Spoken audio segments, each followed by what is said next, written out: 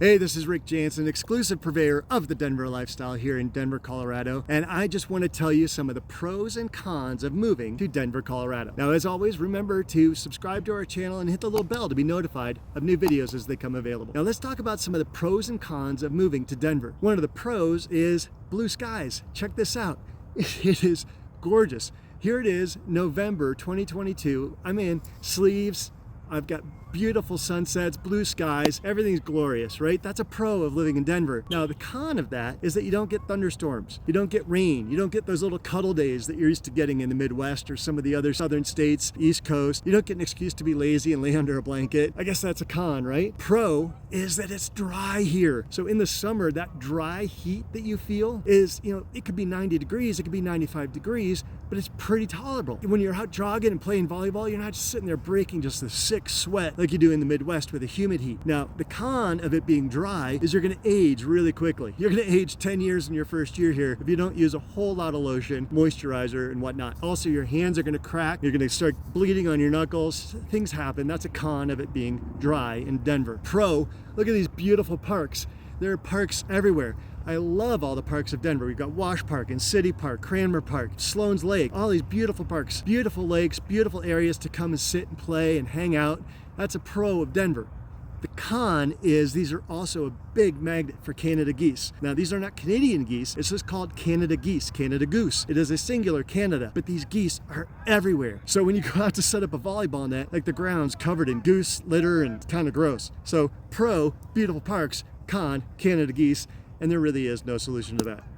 Now, pro is we've got these gorgeous mountains right over there, right to the west. Beautiful mountains to experience. We've got the foothills, 13ers, 14ers. 14er refers to 14,000 feet above sea level. So when you climb that peak, you've got these commanding views. Also, you're bragging that you can climb the 14ers, right? That's kind of a thing here in Denver. The con is we've got so many people now that anything within 2 hours of Denver gets pretty darn crowded on the weekends in the summer. So we've got the beautiful mountains, but that's also a magnet for a lot of people, a lot of traffic. And so the mountains within 2 hours of Denver are no longer like a place to get away. Kind of got to drive 3 or 4 hours, maybe down to the San Juan range or the Sangre de Cristos, maybe go up north towards Wyoming to get that mountain feel that we used to have. Pro, we're 5,280 feet above sea level, which is awesome because we've got this beautiful dry climate.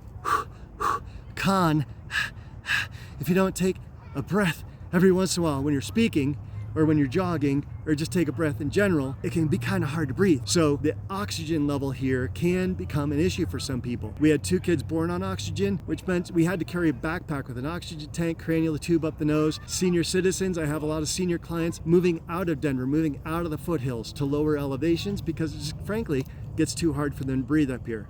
Another pro of moving to Denver is we are starting to get some really good food here. Now, I've got some people who say con. Denver has no food scene. The food scene of Denver is both a pro and a con. Personally, having seen it rise up over the past 23 to 25 years, we are so much better off than we used to be. Got great upscale Mexican, French, Italian food, steakhouses, like crazy number of steakhouses. So there's always a good place to find some food. Lots of really good little local ethnic joints too. We've got Russian food and Polish food, Vietnamese food, Paraguay, African food. We've got all sorts of little enclaves with great niche food as well. Some people though, I hear them move from Chicago, California, they're like, dude, your food scene is just not that good here in Denver. Personally, I'm a fan, especially considering how far we've come in the past 25 years. Pro, we have over 300 breweries in the state of Colorado. That's kind of crazy, right? I think we have something like 200 just within like greater Denver area. That is just amazing if you like beer. We're sort of like the Napa Valley of beer for Denver. I don't know. It's kind of the Napa Valley of beer. How do you want to say that?